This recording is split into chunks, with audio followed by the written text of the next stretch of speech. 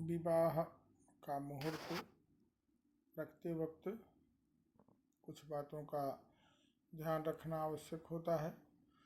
त्रयाष्ट षट एकादश रवि राहु केतु सौरिः भौमः तृतीये लाभेरिगेहे धनलाभ तृतीयश्च शशिः नक्रे वेष्टमे बुधं च बृहस्पतिश्च न विद्यते शुक्रमाष्टमे तृतीये सप्तमं षष्ठं व्यय गृहाद परिहृत षष्ठः सूर्य लग्न का ध्यान रखते हुए तीसरे 11वें 8वें 6वें सूर्य केतु राहु शनिश्चर अगर हो विवाह के लग्न को ध्यान में रखिए और उस लग्न से तीसरे 11वें 8वें 6वें अगर सूर्य केतु राहु शनिश्चर हो तथा मंगल तीसरे या 11वें 6 हों,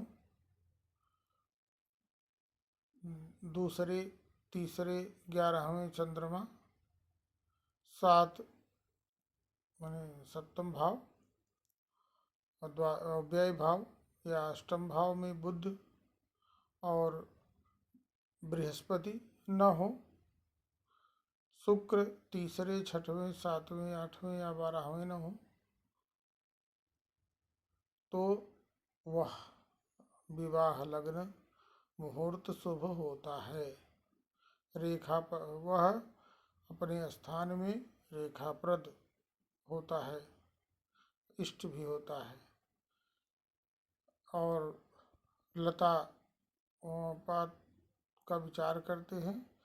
वो कुछ क्षेत्रों के लिए होता है, जैसे कि लता मालव देशे पातश्च कुरुजांगले एकारगलम च काश्मीरे वेदो सर्वत्र वर्जयेत्।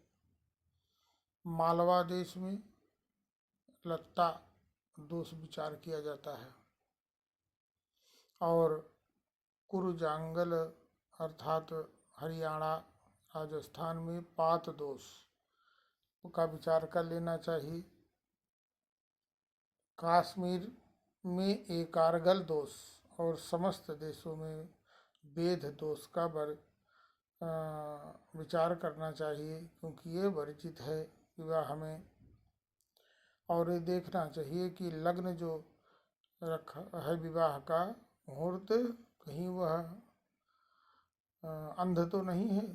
देशे सदांधा वृषमे खसिंहे रात्रौ च कन्या मिथुनं कुलीरः मृगस्य तुला अली बधिरोपराह्वे संध्यास्तु कुब्जाः घटधन्वमीनाः। दिन के समय में मेष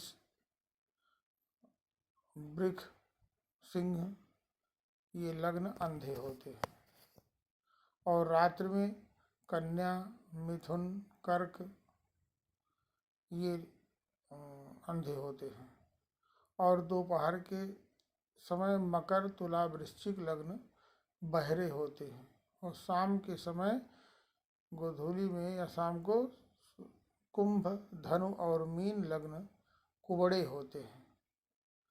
तो दोनों का अलग अलग फल है। दारिद्र्यम बधिर तनौ दिवांधः लग्ने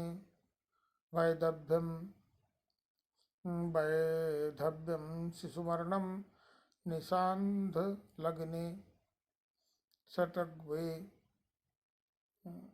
निखिल धनानि नाश मीयुः। षटंगवे निखिल धनानि नाशमेयुः सर्वत्राधिप गुरु दृष्ट निर्भन दोषः।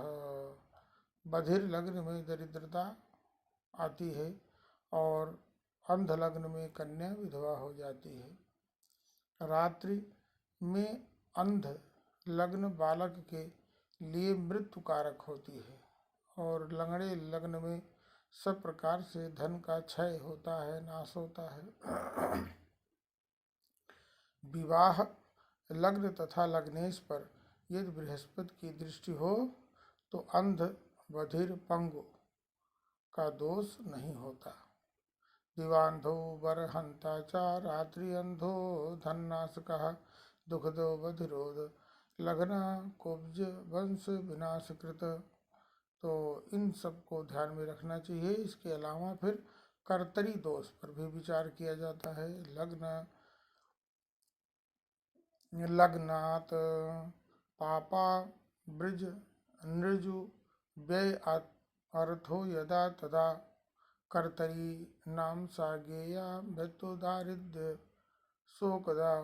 यदि पाप ग्रह मार्गी होकर विवाह लग्न से 12वें अर्थात व्यय भाव में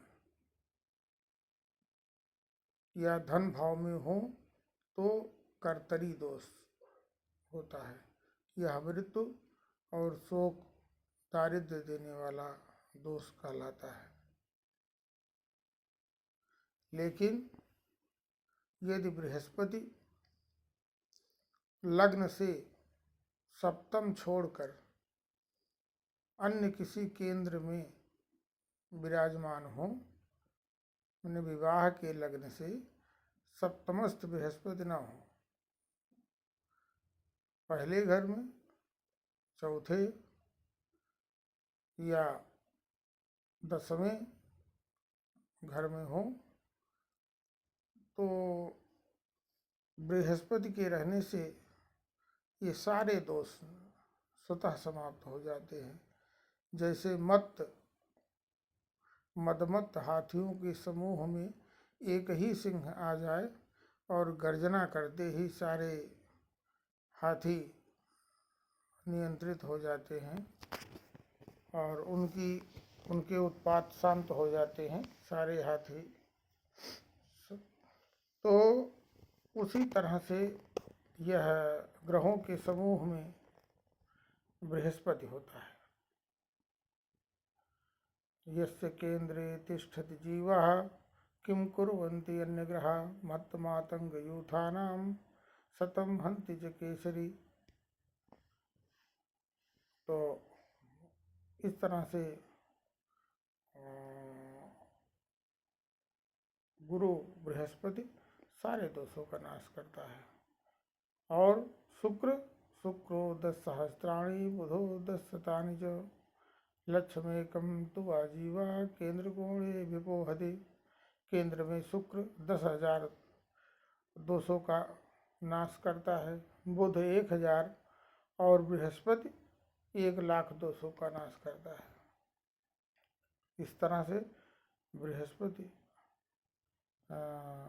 सभी दोषों को नष्ट कर विवाह को शुभ बनाता है। इसलिए विवाह लग्न निश्चित करते हुए बृहस्पति के भाव को देख लेना चाहिए, शुक्र के भाव को देख लेना चाहिए, बुध भी विचारणीय है। ये अगर केंद्रस्थ हैं तो अनेक दोष स्वतः शांत हो जाते हैं। इसके बाद अगले वीडियो में मैं फिर विवाह ही से संबंधित बातों को बताऊंगा। धन्यवाद। जय श्री कृष्ण।